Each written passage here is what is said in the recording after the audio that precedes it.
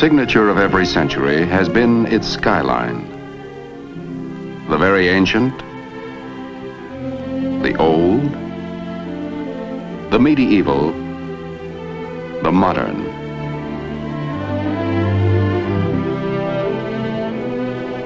Imprints of man's never-ending path of progress, silhouetted against the ageless canvas of the sky. Our day, our times, our signature, our skyline.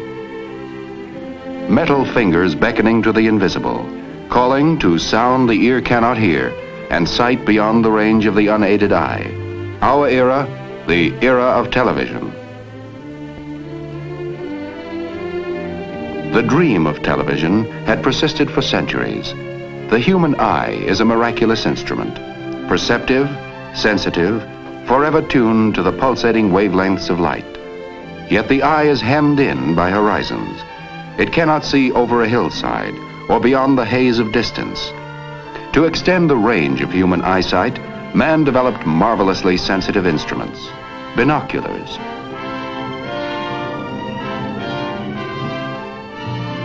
Giant telescopes to probe the furthest span of space.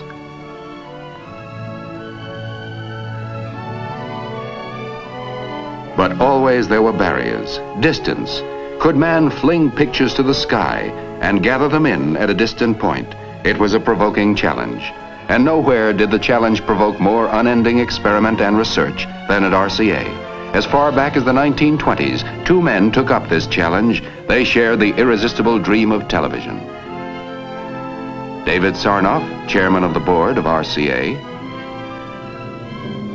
Dr. Vladimir Zworykin, honorary vice president and technical consultant of RCA. Dr. Zworykin, every now and then I like to put the calendar back and remember another important occasion when you came to my office. You were a good salesman, and I was a good dreamer. We talked about broadcasting moving images by electronics. And I remember that I asked you what it would cost to develop an all-electronic television system. Do you recall your estimate? Of course I remember. I asked something like $100,000. Your estimate missed by quite a bit. It cost RCA more than $50 million to create, develop, and introduce America's first all-electronic television system. And since that time, as you know, RCA has spent another $70 million to pioneer and develop the compatible color television system. But how well that money was spent. We succeeded in extending human sight far beyond the horizon. Yes. This is wonderful thing about television. The extension of our sight. You are better acquainted with this progress, General, than anyone because of your participation and leadership in so many phases of television development. It was nearly 30 years ago that I came to your office with that tube, the first eye of television. Yes, I well remember it. Nearly 30 years ago. And what a great invention this tube has become. It certainly has fulfilled its destiny. Well, General, this is the grandfather of the pickup tube. Do you want to see the newest grandchild? Well, I'm all for grandchildren. Let's have a look at it. Well, here it is. Well, this certainly looks very interesting. What do you expect this grandchild to do? Well, that's what we call miniature Vidicon. And I hope eventually it will replace all the existing pickup tubes for all the purposes. Well, that's very interesting and certainly very promising because what we need to do is to reduce the size and the cost of these components so that television, color television, both at the transmitting and the receiving end, may be within the reach of everyone. That is my hope. The turning point came in 1923 when Dr. Zworykin invented the iconoscope.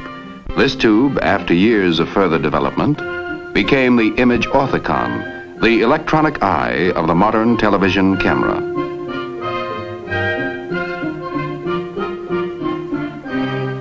In 1929, Dr. Zworykin and his associates announced the first successful electronic kinescope, forerunner of today's television picture tube.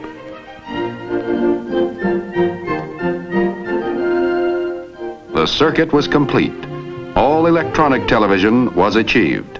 It worked. How? The lens of the television camera acts like the iris of the human eye. It gathers in the light rays and focuses them on a mosaic of light-sensitive material that is built into the picture tube. The light-sensitive material converts the light into electrical impulses, a reaction varying with the strength of the light. The optic nerve of the camera picture tube is the electron beam, controlled by electromagnets. The beam scans the picture, which is on the plate, in rapid sweeping motions from side to side, from top to bottom. When the beam hits the image, it loses varying amounts of electrons and then bounces back to the opposite end of the picture tube, where it is amplified millions of times.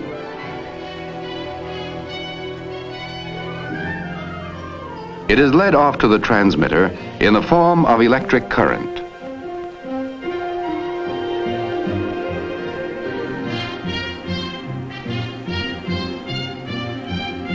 The signals are broadcast as radio impulses into space.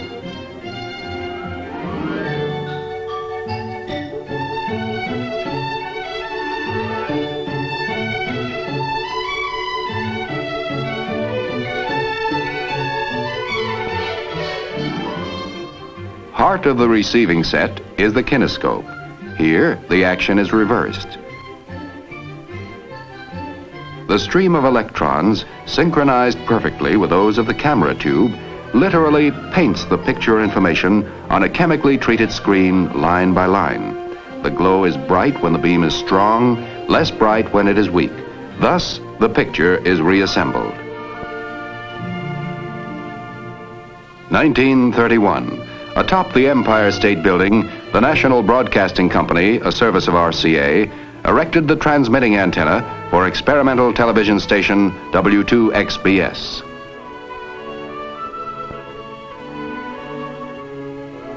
Now, RCA's technicians and scientists tackled the next goal, improvement of picture quality. Hitherto, using a mechanical process, the best that could be transmitted was a crude signal of 60 scanning lines. RCA turned to the new science of electronics, discarded the mechanical spinning disc, and soon doubled, tripled, then tripled again the scanning lines. Now television was really on its way.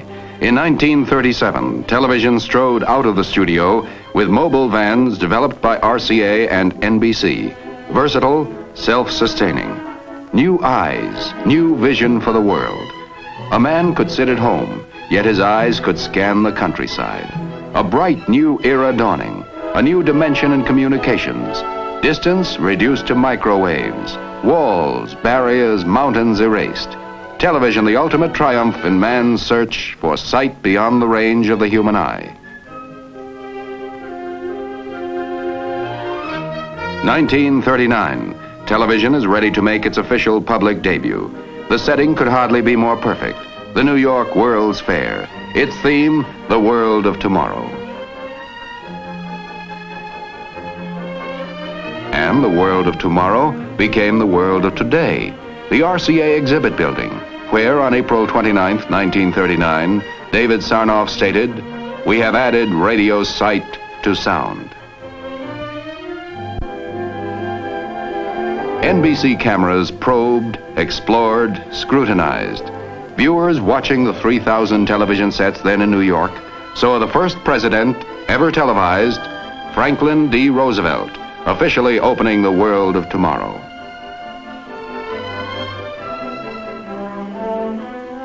Via television, the viewers toured with the King and Queen of England through Pavilion and Midway. Day by day, television produced new adventures, new vistas, new excitement, new thrills. NBC presented the first baseball game ever televised, August 1939. 1940, the nerve-tingling drama of a national political convention, the first ever televised. Philadelphia and New York were knit together by the electronic miracle of television. Radio relays, pioneered by RCA, and the telephone company coaxial cables, wiped out the horizon as the far limit of telecasting. Still in the trial and error stage, television began studying its own future as a tremendous new medium of entertainment. The first programs were simple, unpretentious, proving grounds for technicians, cameramen, directors, writers, and performers. Slowly, the know-how was gained. Bit by bit, creative imagination began to give form and substance to the new art form called television.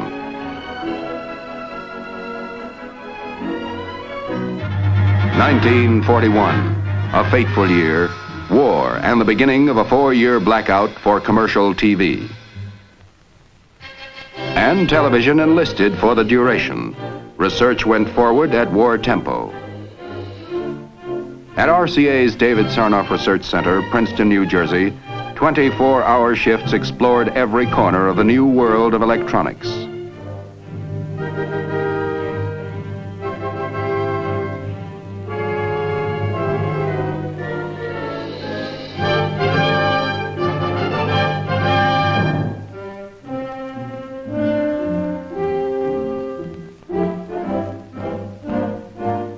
For submarine detection, the sniper scope that made it possible to see a target in darkness. Thus, the progress of perhaps a peacetime decade was compressed into 4 short years. 1945, the war over. After 4 years of unparalleled war effort, denial, sacrifice, the American public hungry for the rewards of peace. And television, with its promise of endless hours of enjoyment, entertainment, was part of the peacetime dream.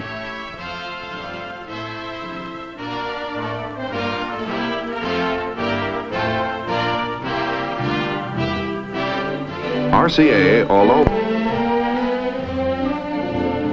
1949, an historic television first, a presidential inauguration. As Harry Truman took the oath, the event was a dynamic industry employing more than 1 million. Television, an unparalleled blending of science and art, invention and engineering, private incentive and public service. By television, American business has found a most effective advertising medium, and in turn, advertising has provided the resources that sustain the standards of programming and permit the never-ending research that is the heart of the television industry.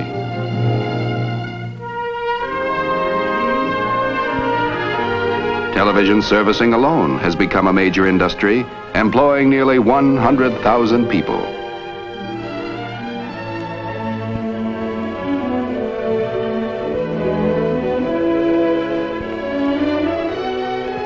Yes, in little more than a wink of time, television has entered our homes, our lives, imprinted new silhouettes on our skyline. And all this has been just the beginning. There was still another dream to be realized. Still another dimension to be added. Black and white television had been the herald. It put millions of TV sets into our homes, built hundreds of TV stations, created an industry, an art, a public service, an exhilarating component of our American way of life.